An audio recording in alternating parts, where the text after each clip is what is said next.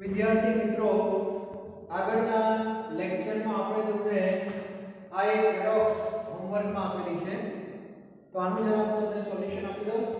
દરેક વિદ્યાર્થી ચેક કરીને કે આપણે જે કંઈ ગણતરી કરેલી છે એ સાચી છે કે નહીં, બરાબર. અને ત્યારબાદ આપણે એક નવી એડોક્સ તરફ આગળ વધવાના છીએ. તો સૌથી પહેલા આગળ માહિતી આપી પ્રમાણે ઓક્સિજન -2 ml + 7 આયોડિન ના મસા પર -1 દેખાય છે, ડાયરેક્ટ લખી નાખો, બરાબર, કારણ કે એક જ પરમાણુ છે.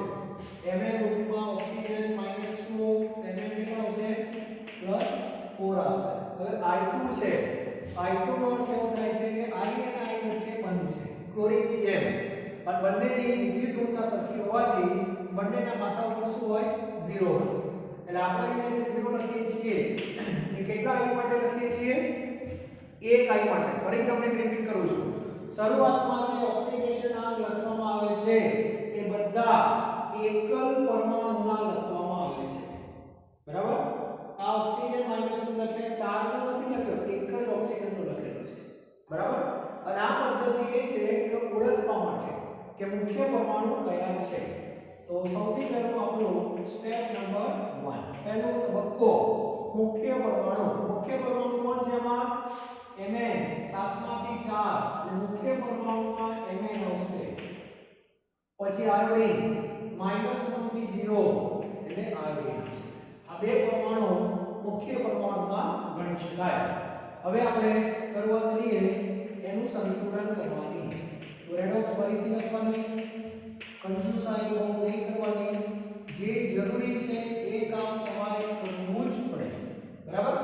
હવે મુખ્ય પરમાણુનું બેલેન્સ કરવાનું છે. Mn માં પરમાણુની સંખ્યા સરખી છે એટલે ચિંતા કરવાનું કોઈ કારણ નથી. ઓક્સિડેશનઆંક જે ઉપર છે એ લખી નાખો, +7 અને +4, 7 માંથી 4 ઘટાડો વધારી દો, 3 નો ઘટાડો, બરાબર. ચાલો, આયોડિનમાં તકલીફ છે. અહીંયા એક જ I છે ડાબી બાજુ અને આ બાજુ 2 I છે, જો તો ના ચાલે. તો 2 આયોડિનની અવસ્થા લખવી પડશે. તો આને તમારે પહેલા 2 વડે ગુણવા પડે. એટલે અહીંયા જે વીજભાર છે બદલાઈ જશે, સીધો -2 થઈ જાય. અને -2 જે લખ્યો કુલ વીજભાર લખ્યો આયોડિનનો. આ જે -1 છે એક જ I -1 છે, તો હવે 2 છે. તો અહીંયા પણ તમારે 2 I લખવું પડે. તો આને પણ 2 વડે ગુણવાના, એટલે 0 * 2 એમાં હું શું કરું છું? એક I નો 0 છે તો 2 નો ભેગો 0 થાય, કારણ કે જો દેખાય છે તમને સામે, બરાબર. ચલો, તો -2 માંથી 0 એટલે આ 2 નો શું બતાવે છે? વધારો બતાવે છે.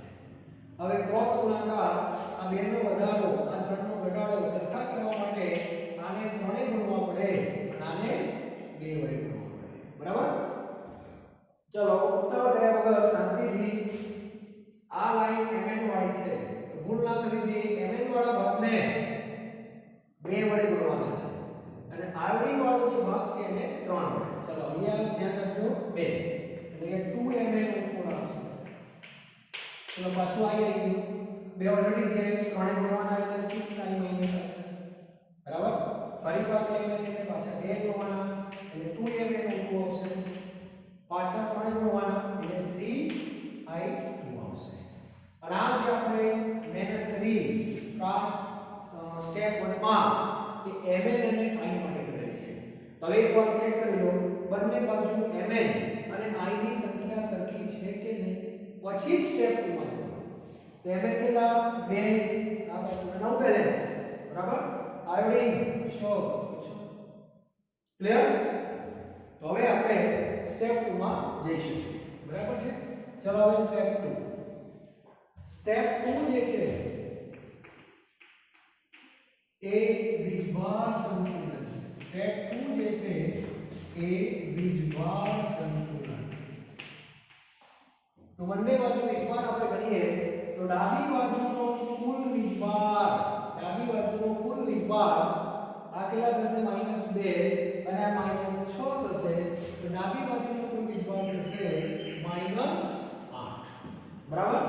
જમણી બાજુ પણ વીજભાર જેવું છે જ નહીં, કારણ બધા ઘટકો તટસ્થ છે, માથા ઉપર કશું દેખાતું નથી એટલે 0, બરાબર ઘણા બધા ભૂલો કરે છે 3 + 2 5 લખી નાખે કે વીજભાર નથી એ તો સહગુણક કહેવાય માથું જોવાનું વીજભાર વડે અને એને સહગુણક વડે ગુણવાના આ -1 * 2 -2 -1 * 6 -6 એટલે -8 થયા ઘણા કે પણ 2 * 0 એટલે 0 થાય બરાબર એટલે -8 અને 0 એટલે આવી જશે ચલો હવે મોટા નાના ક્લિયર થઈ ગયા હવે માધ્યમ કયું છે બેઝિક એટલે OH માઈનસ ની મદદ લેવાની OH માઈનસ ની ઋણ વીજભાર મોટા અને નાનો કરે એટલે સૌથી પહેલા આપણે નક્કી કરવું પડે કે OH માઈનસ કઈ બાજુ ઉમેરવાના છે ડાબી કે જમણી તો OH માઈનસ હંમેશા મોટી બાજુ ઉમેરાય મોટી બાજુ 0 કહેવાય તો 0 ની અંદર OH માઈનસ ઉમેરવાના આ નક્કી થઈ ગયું હવે કેટલા ઉમેરવા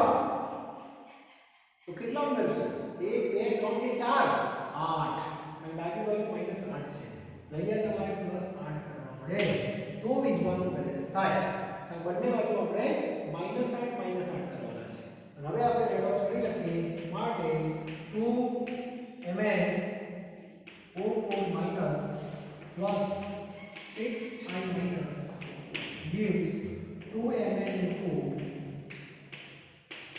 plus 3I2 plus 8OH minus તો આ રીતે વીજભારનું સંતુલન થાય છે એકવાર ચેક કરી લઈએ બંને બાજુ વીજભાર સરખું છે કે નહીં તો ડાબી બાજુનો વીજભાર -8 છે જમણી બાજુનો વીજભાર પહેલા 0 હતો હવે -8 થઈ -8 હવે આવશે આપણો સ્ટેપ 3 અને સ્ટેપ 3 એ કોનું સંતુલન હતું હાઇડ્રોજન સંતુલન બરાબર તો બંને બાજુ હાઇડ્રોજન આપણે જોઈએ તો ડાબી બાજુ તો મને હાઇડ્રોજન જેવું કંઈ દેખાતું નથી જમણી બાજુ મને આવી નથી એટલે પણ છેલ્લે આવી ગયા કેટલા 8 એનો અર્થ કે હાઇડ્રોજનનું સંતુલન આપણે કરવું પડશે અને એના માટે ડાબી બાજુ પાણીના અણુ ઉમેરવા પડશે કેટલા ઉમેરશો તો 8 કરવા માટે 4 ઉમેરવા પડે બરાબર અને આ થઈ ગઈ આપણી સંતુલિત રેડોક્સ પ્રક્રિયા એટલે પાણીના 4 મોલ આમાં ઉમેરી દેવાના કઈ બાજુ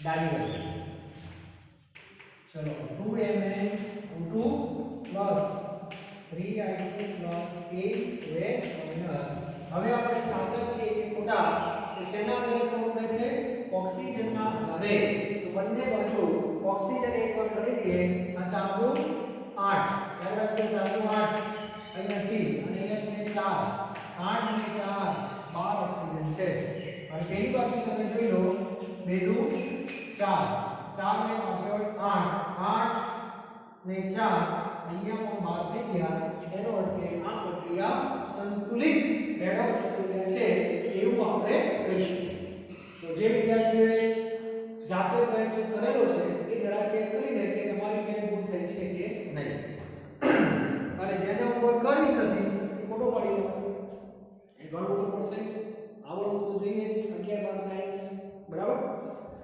ચલો હવે આપણે આજે એક સ્વાધ્યાયમાં હજુ બે રેડોક્સ બાકી છે ઉદાહરણની બંને થઈ લીધી આપણે સ્વાધ્યાયની ટોટલ 4 છે એમાં બેની ચર્ચા થઈ ગઈ બાકીની બે આપણે આજે લઈએ એક અત્યારે હું કરાવું છું તમને અને બીજી તમારે હોમવર્કમાં આવશે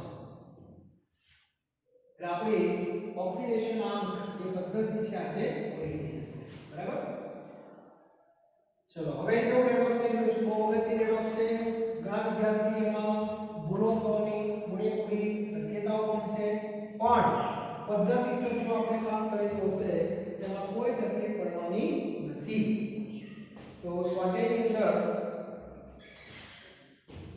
ફરીથી સ્વાધ્યાય 8.18 જે પ્રશ્ન છે એક્સરસાઇઝમાં એની અંદર હું સી પ્રક્રિયા પૂછું બરાબર હાઇડ્રોજન પેરોક્સાઇડ બધાએ નામ સાંભળેલું હશે H2O2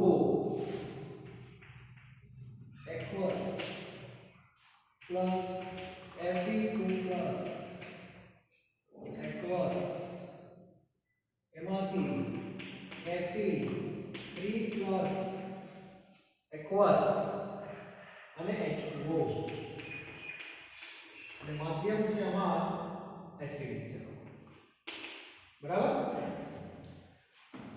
H2O2 દેખાય એટલે થોડું એલર્ટ રહેવાનું કારણ કે આ અપવાદ કેસ છે ઓક્સિજનનો એટલે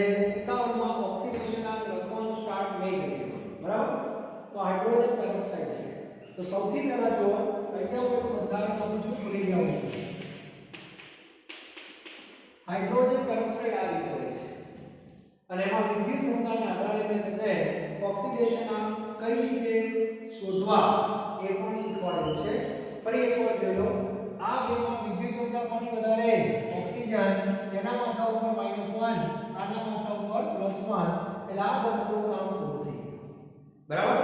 પહેલી બાજુ સેમ વસ્તુ હાઇડ્રોજન +1, ઓક્સિજન -1, એટલે આ બંધનું કામ પણ પૂરું થઈ ગયું. ઓકે? એટલે આ બે બંધના આધારે તમને વિદ્યુત ઋણતા મળશે, ઉજ્જવળ મળશે, પણ વચ્ચેનો જે બંધ છે એમાં બંનેની વિદ્યુત ઋણતા સરખી છે એટલે એની કોઈ અસર ના થાય. એટલે હાઇડ્રોજન પેરોક્સાઇડમાં બે હાઇડ્રોજન છે અને બે ઓક્સિજન છે. હાઇડ્રોજનના માથા ઉપર +1 છે અને ઓક્સિજનના માથા ઉપર -1 છે. એટલે અહીંયા આપણે જે ઓક્સિડેશન આમ લખીએ છીએ એ કેટલા પરમાણુના લખીએ છીએ? એકલ પરમાણુના. એટલે અહીંયા હું લખીશ હાઇડ્રોજનનું ઓક્સિડેશન આમ +1 લખીશ. સિસ્ટમને પકડી રાખો. ઓક્સિજન એક ઓક્સિજનનું લખવાનું -1 એટલે આ ભૂલ ના થવી જોઈએ. બરાબર? ત્યારબાદ Fe2+ દેખાય છે +2. જમણી બાજુ Fe3+ એમાં દેખાય છે +3.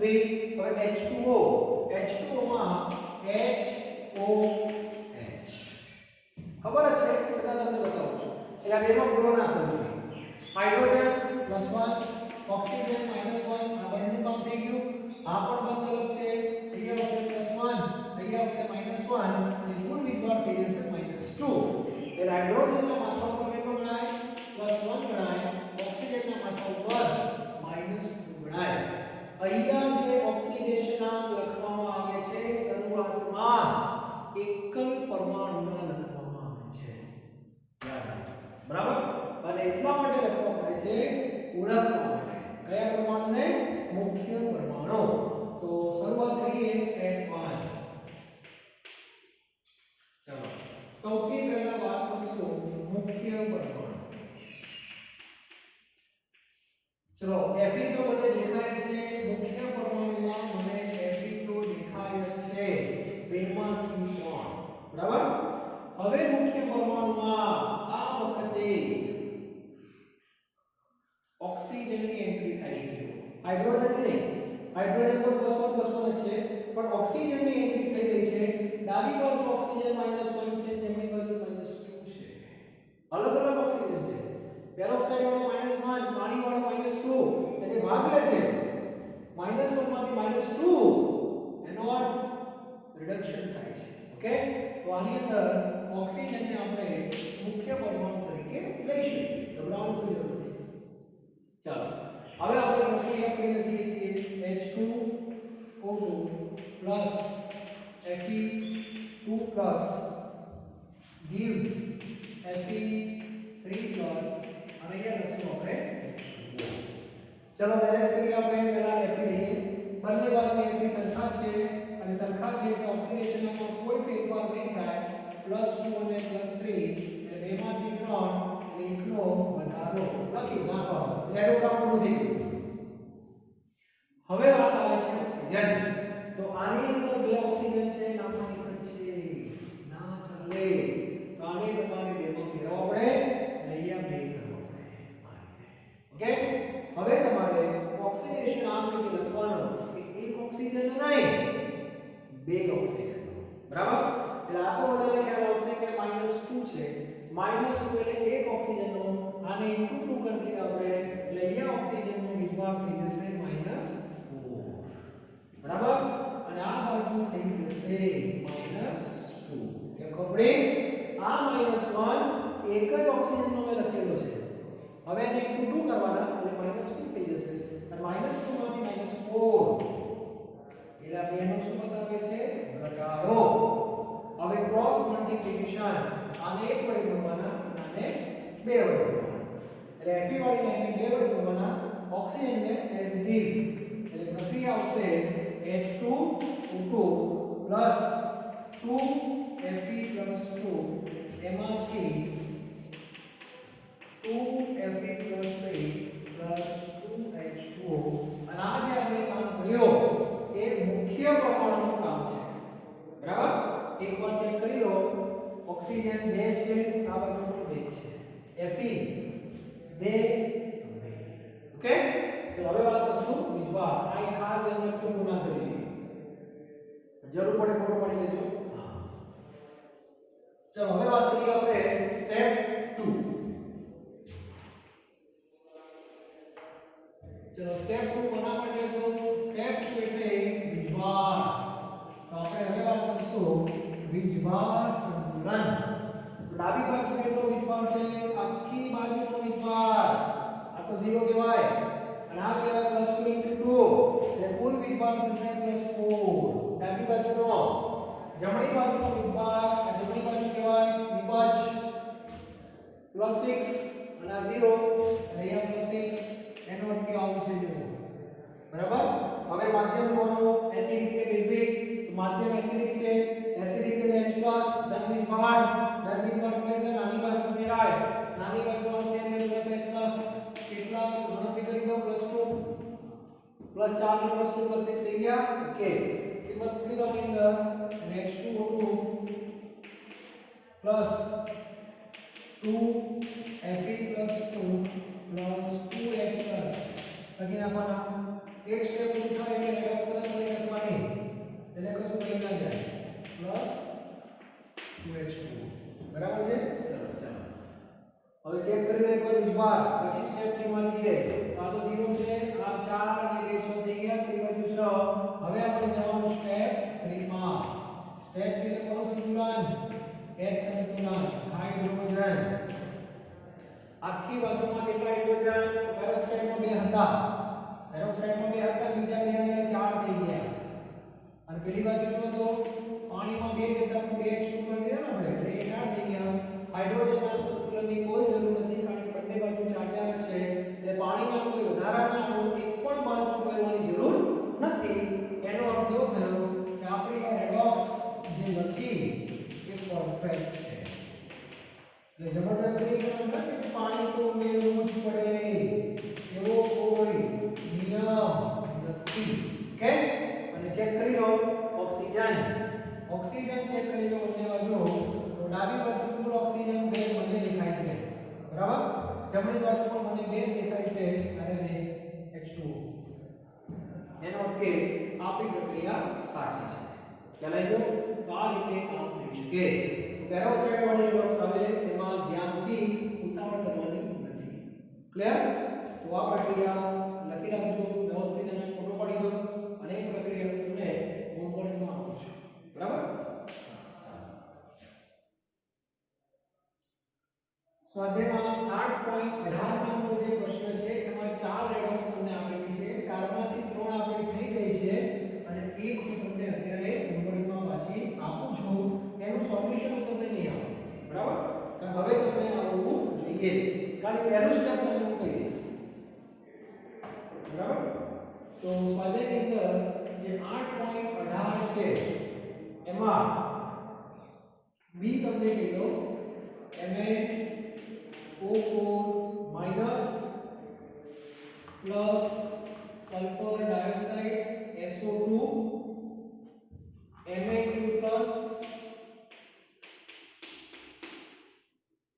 અને HSO4- અને એમાં E બરાબર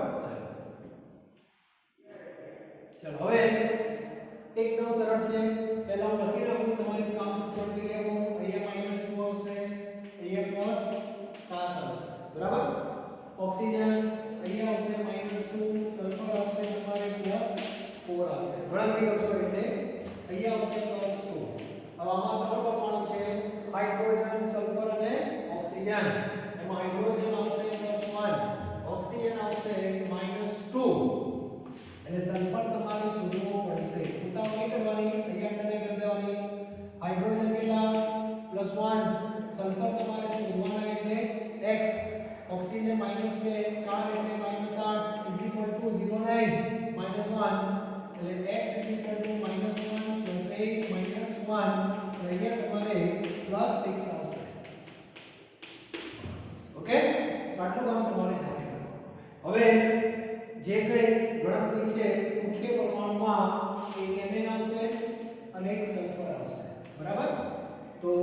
જાતે પ્રયત્ન કરો, છેલ્લે ઓક્સિજનનું બેલેન્સ થવું જોઈએ. ક્લિયર? તો રેડોક્સનું જે સંતુલન છે એની બે રીતો છે. મેં પહેલા દિવસે તમને કહ્યું, અત્યારે આપણે જે કંઈ કામ કર્યું એ ઓક્સિડેશન આંક જે છે એના આધારે, અને એ પદ્ધતિમાં મેં ટોટલ 6 રેડોક્સ તમને સમજાવી દીધી. 6 કઈ? તો સ્વાધ્યાયની 4 8.18 માં A B C D 4 છે, બરાબર? અને ઉદાહરણ તરીકે મેં 2 આપેલી છે, એ પણ તમારે જોઈ લેવાની. 8.7 અને 8.8 ટોટલ 6 રેડોક્સ આપણે લીધી. નેક્સ્ટ લેક્ચરમાં આપણે એક નવી પદ્ધતિ લેવાના છે, એનું નામ છે અર્ધ પ્રક્રિયાની રીત. એના દ્વારા પણ રેડોક્સનું સંતુલન થઈ શકે છે. તો આ બધી જ બીજી રીતે પણ થશે, પણ એ બીજી રીત શું છે પહેલા આપણે ભણવી પડશે. તો નેક્સ્ટ લેક્ચરમાં આપણે બીજી રીત જોવાની છે, અને એ બીજી રીતમાં બીજી 3 રેડોક્સ આપણે લઈશું જે સ્વાધ્યાયમાં આપેલી છે અને ઉદાહરણમાં પણ આપેલી હશે. એટલે નવી રેડોક્સ સાથે નવી પદ્ધતિ આપણે લઈશું. ત્યારબાદ તમારી પાસે 2 પદ્ધતિ આવી જશે. ભારતમાં લોકશાહી છે, તમને જે રીત ગમે એ રીતે કોઈ પણ રેડોક્સનું સંતુલન તમે કરી શકો છો. પણ એ બીજી રીત શું છે એ મારે તમને કહેવી પડશે. તો આપણે નેક્સ્ટ લેક્ચરની અંદર એ નવી રીત જે છે એની ચર્ચા કરશું. Thank you.